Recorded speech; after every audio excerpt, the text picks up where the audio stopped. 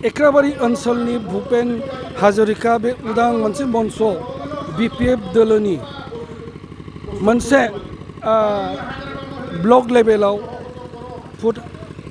दिनै रेलि आरो गेदारिं दिनै जाबाय थादों। बेयो धोनस्रि समस्तिनि सिङाव मोनसेल' ब्लकनि सिङाव बे मेला जादों आरो बे मेलाव दिनै रायजो राजाफ्रा ओरैबायदि गुरलाब दिनै ओंखारबोदों। बेखौ नायोब्ला दिनै BPFआ दिनै लोरबां नङा। दिनै BPFआ दिनै गोथां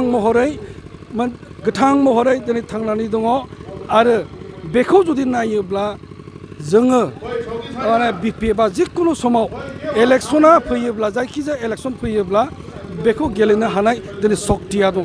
जोंथ' मिथिखायो दिनै BPFआ दिनै लोरबां नंखाया। थांनाय बारनि 2020 जि BTC इलेक्सन जादोंमोन बेखिनि समाव 17टा गासैनिफ्रायबो बांसिन सिट सिंगल लार्जेस्ट दिनै सिट दिनै मोनखादोंमोन। बे पार्टिया कुनु दिनै लोरबां नङा। दिनै सोरनिबा गोहोगोरा दिनै दैदेनगिरि बा पार्टिनि दिनै मिसलिडआव कनस्पिरेसियाव दिनै BPFआ BTCनि पावारनिफ्राय गोजानाव थानो गोनां जादों बेल'सो।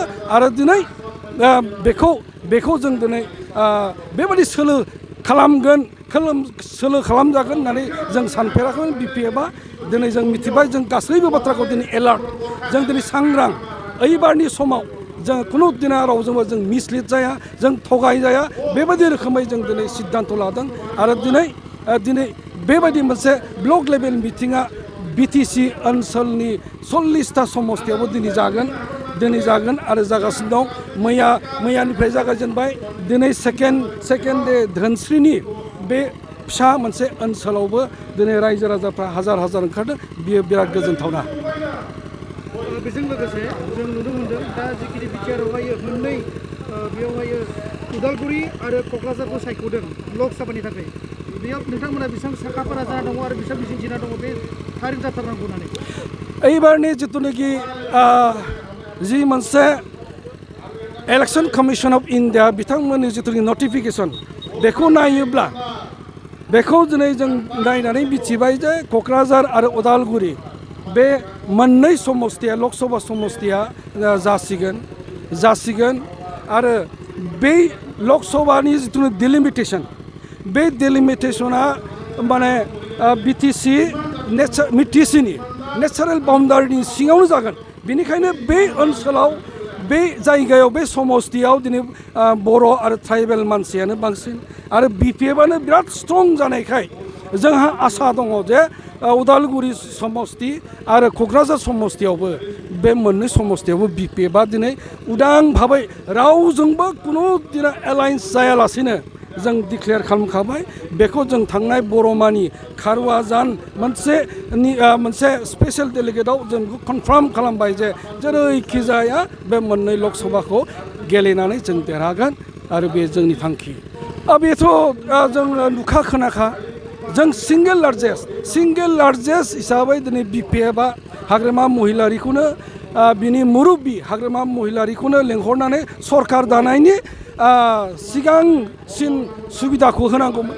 खिन्थु दिनै आसामनि गभर्नरा जिहेतु माने एलायन्सखौ दिनै UPPLजों सिरि बिथांमोना जाखुमाना थानायाव माने गभर्नमेन्टनि निर्देश मथे दिनै गभर्नरा जाय खमसिन सिट मोनदों दिनै UPPL आरो लोगोसेनो 9टा सिट मोननाय बे BJP आरो सानैसो बुथुमनानै बिथांमोना सासे बारा बिजाथिजों बिथांमोना जर जुलुम नाराय जराय खालामनानै सरकार दाबाय आरो बियो एकदम माने आनकनस्टिटिउसनेल बेयो संबिजिरा बेखौ थोना। जोंखौ माने सिंगेल लार्जेस्ट हिसाबै बे सुबिदाखौ होनांगौमोन। दिनै संबिजितखौबो दिनै माने जायफ्रा संबिजित रैखक ना देश रैखक बिथांमोनानो दिनै बेबादि गोरोन्थिखौ खालामदों। बेवहाय जोंहा दुखु मोननाय दङ। खिन्थु जोंहा नेक्स्ट जि फैगोन समफ्राव जों बेखौ एलार्ट जाबाय।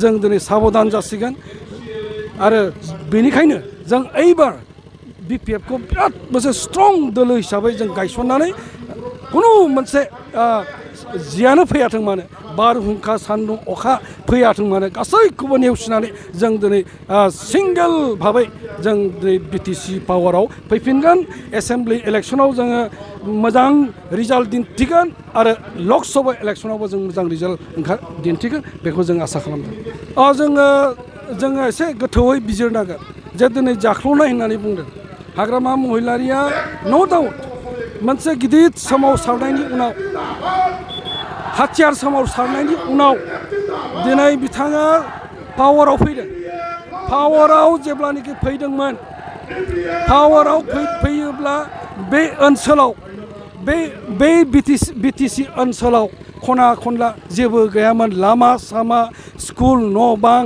आरो बेबायदि उन्नति होननाय जेबो गैयामोन खिन्थु दिनै बे 15 बोसोराव 2 बोसोराथ' दिनै मोनसे मा होनना बुङो बेखौ ट्रेन्सिसनेल मोनसे पिरियडसोमोन 2 बोसोराव बिथांमोना जेबो मावनो हायाखै अफिस न' लुदों अफिस बानायदों बेबायदिनो दिनै बिथांमोना बेखिनि समाव इलेक्सननि प्रिपेयार जादों मोजाङै मावदों होननानै 15 बोसोर बे 15 बोसोराव जेबो गैयै लाथिख' उदां जेबो गैयै जायगायाव दिनै बिपिएफआ लामा सामा बानायबाय माने हस्पिटाल लुनानै होबाय कलेज इउनिभार्सिटि लुना होबाय आरो दिनै गोबां जागासिनो दं दाथ' जि नुदों जि खालामदों दिनै लामा सामायानो जा कलेज स्कुलानो जा इउनिभार्सिटियानो जा बिपिएफआसो खालामनाय दानि गोदान सरकार इउपिपिएलआथ' मोनसेबो जेबो खालामाखै बिथांमोना मा खालामदों दिनैनि थारिखआव जों जेबो बुजिया जों जेबो साननोनो हाया बिथांमोना दिनैनि जिथुनाखि सरकार बे जाबाय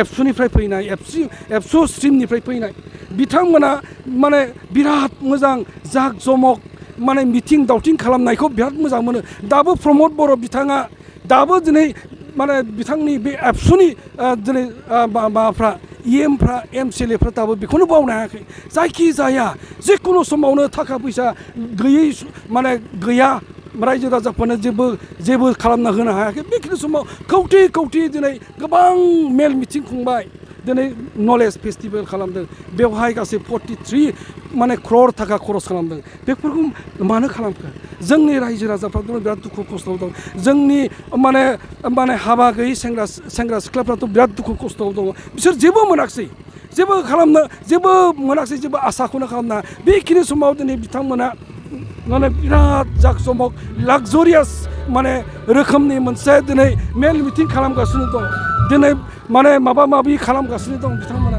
मिथिं गिदिर खालामो बायदिसिना खालामो दा बेफोरबायदि थाखाखौसो दिनै बेफोरबायदि खामानियावसो बिथांमोना थाखाखौ गारदों रायजोनि डेभेलपमेन्ट आरो दिनै बे नोगोरारिफोरनि सुबिदानि थाखाय जेबो खालामाखै जों जेबो नुवाखै